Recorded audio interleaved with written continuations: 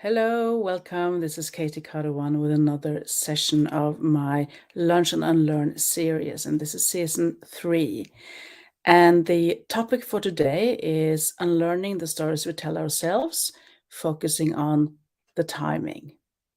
Now, if you have been tapping into some of my previous episodes, you will know that each Thursday I go through a different perspective and aspect regarding the things we tell ourselves, the limiting beliefs that we are influenced by in our daily lives, and that also are behind a lot of the key important decisions that we make, both professional but also outside of our careers. And my ambition for these meetings is to help you maybe identify something that you might be curious about for yourself, or something that you see in somebody else that you care about, and stop to reflect about that and see whether that limiting belief might be too dominant. Maybe it's possible to question whether it's true or not, and maybe you can actually gain some insight and start acting upon a new story for yourself, the story you are starting to tell yourself instead.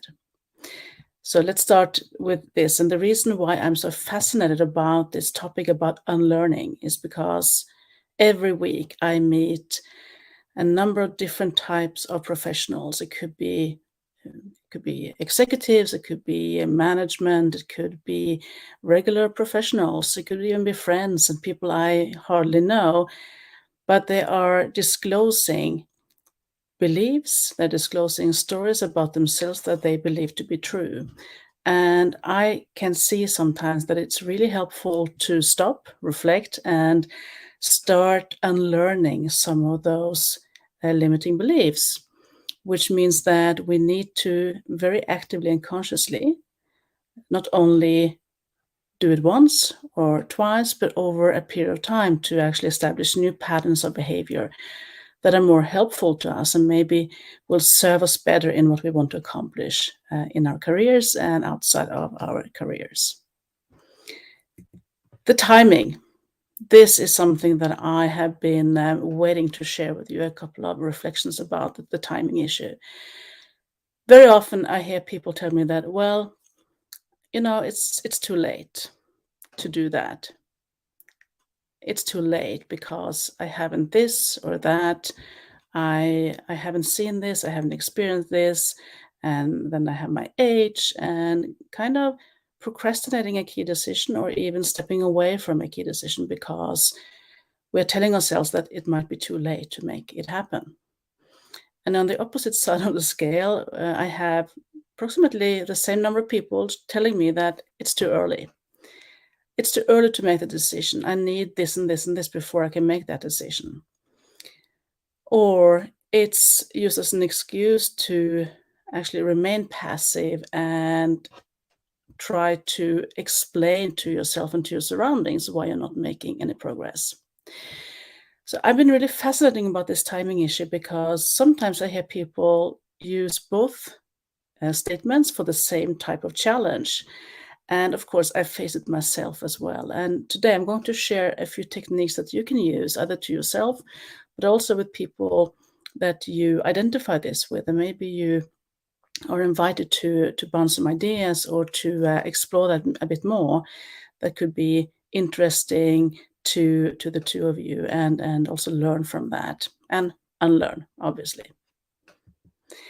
So today I will give you some examples of things that you can do in order to not only identify this, but also start addressing it and become a bit more curious about yourself or the other person that you are discussing this topic with.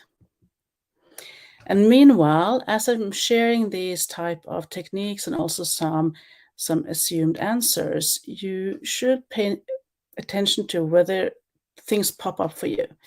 Whether you are catching yourself in being distracted with your own thinking, maybe you have resonance with something, maybe you remember something, or maybe you associate to something that could prove helpful.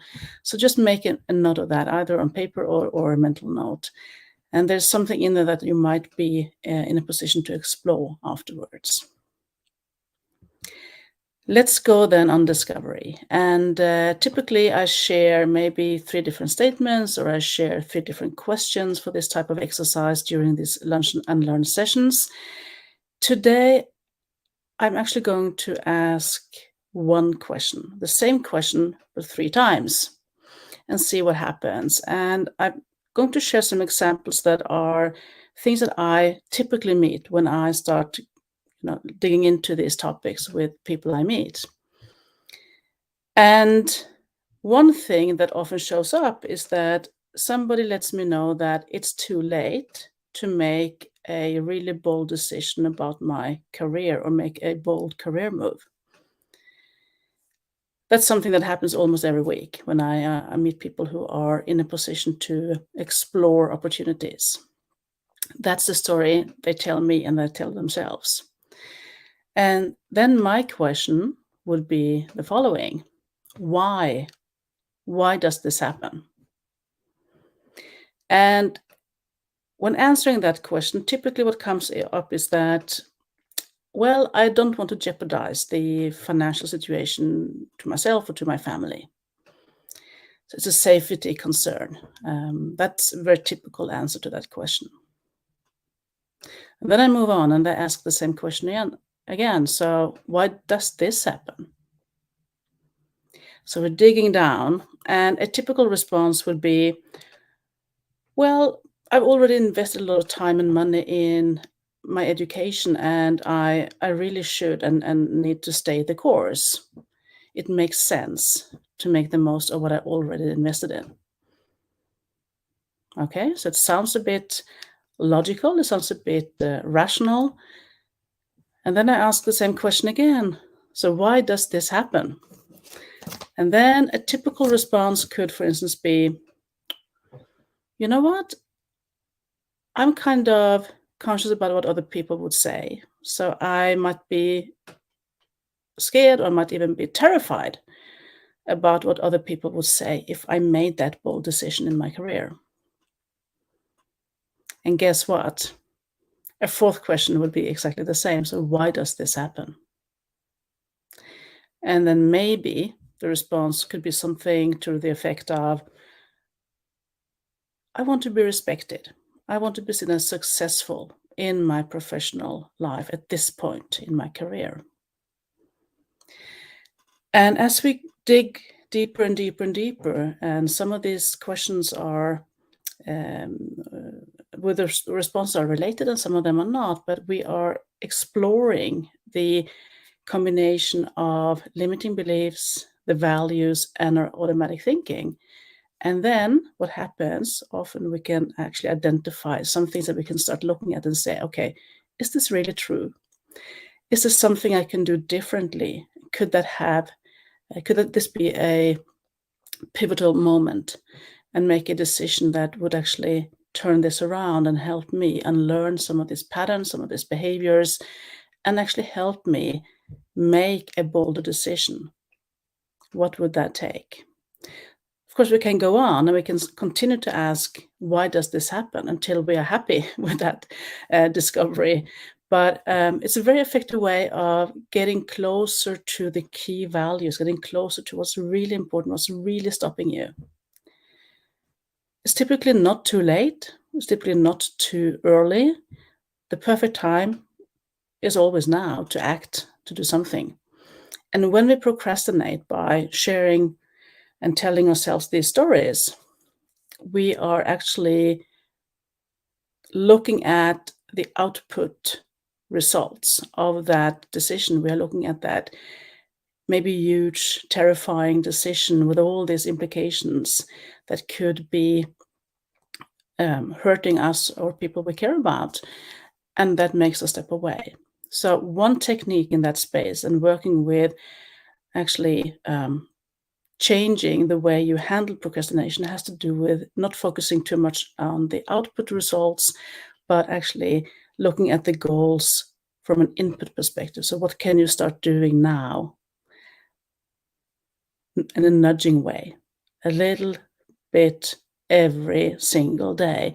What can you do more of? What can you repeat? How can you actually embed that behavior into your daily life towards that big decision. And then suddenly it may unfold for you. That big decision might not be as big anymore because you have been seeing this transition by making these small steps where you have actually acted in the present.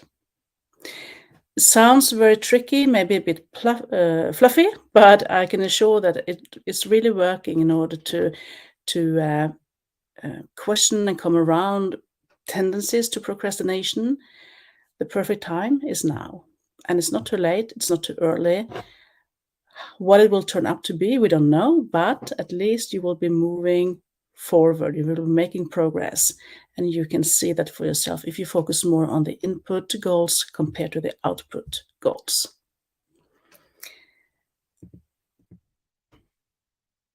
What I would like you to do is to actually make a note again. If something come to mind, if something was helpful, if something was interesting enough to be shared with somebody else, and if you have a coach or a good friend or somebody else you trust, why not bump some ideas and check whether you can help each other, really discover something new about the stories that you're telling yourselves.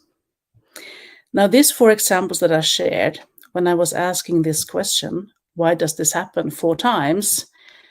Those were not fiction. Those were my story. I was telling myself all these things back when I left corporate some 12 years ago, and I had exactly the same story. I had exactly the same limiting beliefs. I had exactly the same type of approach to that initially. And over time, I could see that it doesn't have to be true. It is possible to move forward.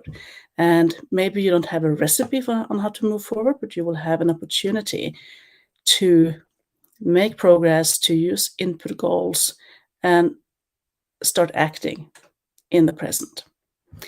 So with that, I want to leave you with that actually true story about why these things happen. I did it 4 times today, asked myself the same question 4 times, and maybe it takes 6 or 8 or 10 or even 15 times before you come around to maybe seeing something for yourself that can be valuable to you and help you make a very bold career decision, which is what I hope you will do if you're looking in that direction. If you are interested in more topics like this about unlearning or other things that could be useful as a professional leader, you're welcome to visit my website, leaderinDemand.com. And I'll be back next Thursday with another 15-minute Lunch and Unlearn session focusing on a different topic, which is the cover story. How we can use the cover story to unlearn and be successful in implementing new behaviors that are serving us better in the future. I hope to see you back then. And until then, have a great continued week and happy unlearning. Take care.